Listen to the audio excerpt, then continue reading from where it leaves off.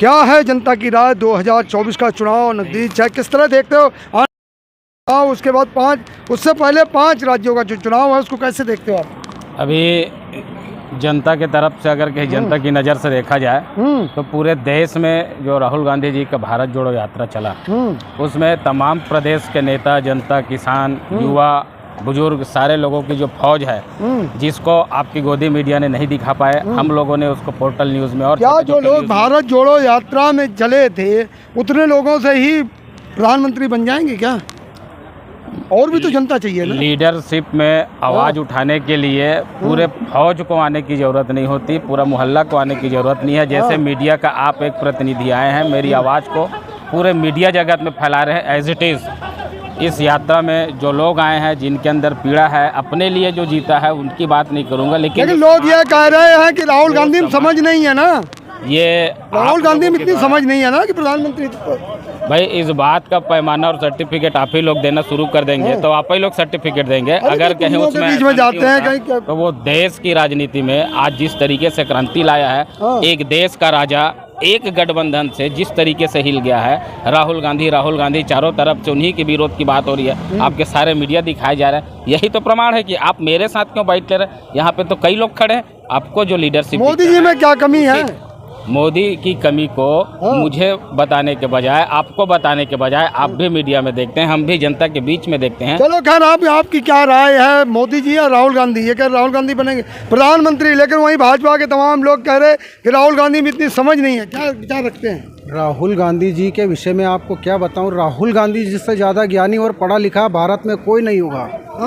ठीक है ना। उनकी मेन जो पढ़ाई है और उनकी समझदारी है वो मोदी जी से कहीं गुना। क्यों? मोदी जी पढ़े नहीं है क्या? मोदी जी पढ़े हैं या नहीं है, परंतु उनमें ज्ञान नहीं है। केवल वो एक धर्म की राजनीति करते हैं और राहुल गांधी सर्वधर्म की राजनीति करते हैं। इसलिए राहुल गांधी युवा भी है और 2024 में प्रधानमंत्री। मोदी जी ने कहा था सबका साथ सबका विकास। मोदी जी जितने झूठ बोलते हैं, शायद ही कोई प्रधानमंत्री आज तक झूठ नहीं बोला होगा। ये गौरी शंकर सूर्यवंशी कह रहे हैं। उन्होंने वादा करा था कि 15-15 लाख रुपए सभी के खाते में डालूंगा। 15 रुपए नहीं खाते में डाले आज तक। वो प्रधानमंत्री, इतना झूठा प्रधानमंत्री आज तक किसी देश का नहीं होगा। और ना भारत में कोई प्रधानमंत्री ऐसा बना जिसने इतनी झूठ बोली होगी जितने ये झूठ बोल रहे प्रधानमंत्री नरेंद्र मोदी जी। कहाँ के? मैं मध्य प्रदेश के। अगर मध्य प्रदेश में तो मामा जी तो अब गया, मामा जी गया और कांग्रेस की सरकार बनेगी और कमलनाथ जी मुख्यमंत्री बनेंगे। कमलनाथ जी मुख्यमंत्री बनेंगे और कांग्रेस ऐतिहासिक वोटों से जी को टक्कर दे पाएंगे क्या कमलनाथ जी? कमलनाथ जी यूँ समझो कि मुख्यमंत्री बन गए। अभी से बन गए। मैं कह रहा हूँ आपसे। लेकिन एक मिनट, आपको छत्तीसगढ़ में कह रहे हैं अमित शाह जी की कमल खिलेगा, कैसे देखते हो?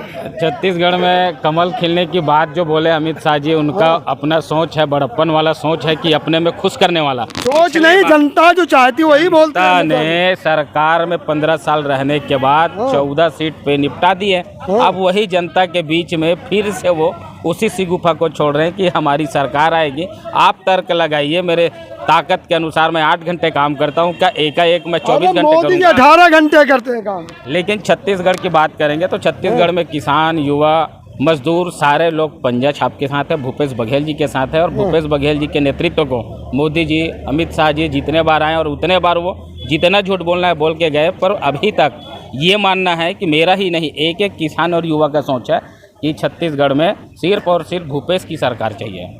और वो रिपीट हो रही है, बहुत दमदारी के साथ हो रही है।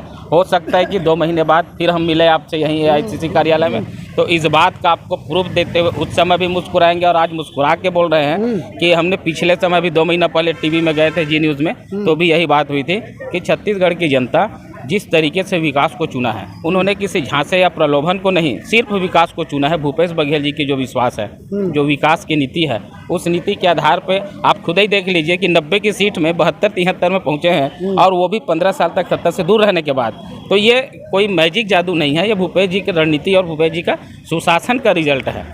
अब आते हैं, आप जो पूछे कि छत्तीसगढ़ में अमित शाह जी बोल रहे हैं, तो बहुत बढ़िया है। हर पार्टी का आदमी लास्ट तक यही कहता है कि हम जीत रहे हैं, पर जनता जो सोचती है वो रिजल्ट 2018 में आपको मिला कि जो 15 साल से सत्ता में थी वो 13-14 सीट पर सिमट गई।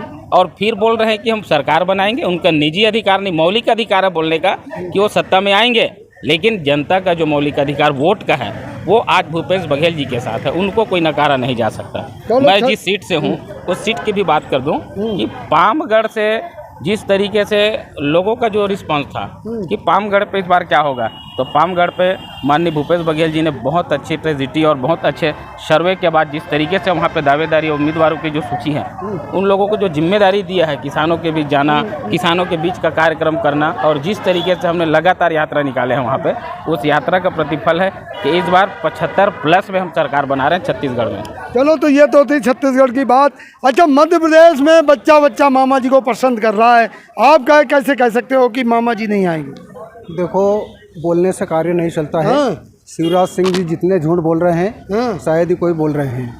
आपको पता है कि 2018 में कांग्रेस की सरकार बनी, ठीक, केवल कुछ कांग्रेस के साथ जिसको कहते हैं गद्दारी करने वाले सिंधिया जी जैसे अपने विधायकों के साथ बिक गए। इसी कारण है कि कांग्रेस रुकी हुई थी। लेकिन कहा जा रहा है कि मामा जी ने काया पलट दिया मध्य प्रदेश। नहीं, फालतू बातें हैं ये। जैसे फालतू नई योजना चलाते, लाडली लक्ष्मी योजना बहना, तो इधर बहनों के खाते में जमा करते हैं और उधर बिल जब 100 रुपये का आता था कांग्रेस सरकार में, वह बिल 3000 का आ रहा है, 4000 का आ रहा है, 5000 का आ रहा है। ऐसे बिल चालू कर दिया तो कहाँ, मतलब आम जनता खुश नहीं है, केवल दिखावा करता है मेरी बहना, मेरे भांजे, मेरे बेटे, मेरे बेटियों। इससे सरकार नहीं बनती है। बहनें तो खुश हैं ना, मोदी जी से भी खुश हैं, मामा से खुश हैं, बहनें सारी खुश हैं। बहनें उनकी पति की बात मानेगी कि मामा की बात मानेगी, ये बताओ। ये बताओ आप सबसे पहले। जो पति बोलेगा वही बहन उसकी पत्नी बात मानेगी ना।